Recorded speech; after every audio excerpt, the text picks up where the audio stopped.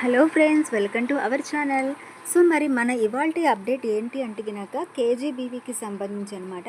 So Kasturba Gandhi బాలికా విద్యాలయాల్లో మనకి already notification అయితే release అవ్వడం జరిగింది.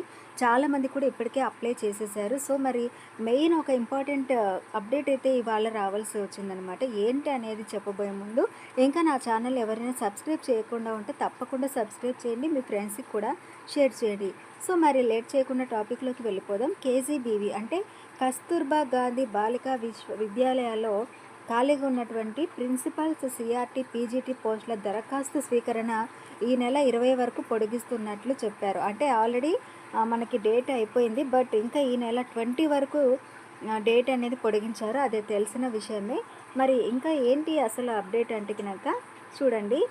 దీంతో పాటుగా ఏంటి అంటే కనుక అదేవిధంగా ఈ యొక్క పోస్టుల భర్తీకి సంబంధించి అభ్యర్థులకు ఎవరికైతే టెట్ అంటే ఉపాధ్యాయ అర్హత పరీక్ష ఆ టెట్ లేకపోయినా సరే ఈ యొక్క పోస్టులకైతే అప్లై చేసుకోవచ్చు అనమాట. సో మరి చూడండి, టెట్ నిబంధన నుంచి తాత్కాలికంగా మినహాయింపు ఇస్తున్నట్లు సమగ్ర శిక్ష ప్రాజెక్టు డైరెక్టర్ అయినటువంటి బి శ్రీనివాసరావు గారు తెలిపారనమాట. అంటే ఇది తాత్కాలికం మాత్రమే, ఓకేనా. సో ఈ ప్రకటనలో అయితే తెలపడం జరిగిందనమాట. ఇంకా అదేవిధంగా చూస్తే గత నెల 25న నోటిఫికేషన్ అయితే విడుదల చేశారు. అంతేకాకుండా సవరించిన నోటిఫికేషన్ ప్రకారం ఏంటంటే లేటెస్ట్ నోటిఫికేషన్లో దరఖాస్తు సమయానికి టెట్ అర్హత లేకపోయినా కూడా అభ్యర్థులు దరఖాస్తు చేసుకోవచ్చు ఈ యొక్క పోస్టులకి. ఇంకా అలాగే ఏంటంటే కనుక ఎంపికైన అభ్యర్థులు ఎవరైతే ఉంటారో తాము విధుల్లో చేరిన తేదీ నుంచి 1 ఏడాది లోపు ఖచ్చితంగా టెట్లో ఏపీ టెట్లో అర్హత సాధించాల్సిన అవసరం అయితే ఉంటుంది. నిర్ణీత గడువులోగా టెట్ అర్హత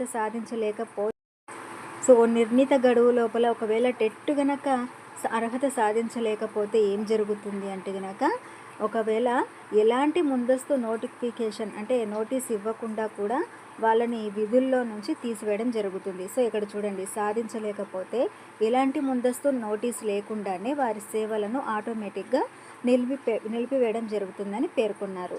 సో ఈ ఉద్యోగాలకి ఇప్పటికే దరఖాస్తు చేసుకున్న అభ్యర్థులు మళ్ళీ కొత్తగా దరఖాస్తు చేసుకోవాల్సిన అవసరం అయితే లేదు.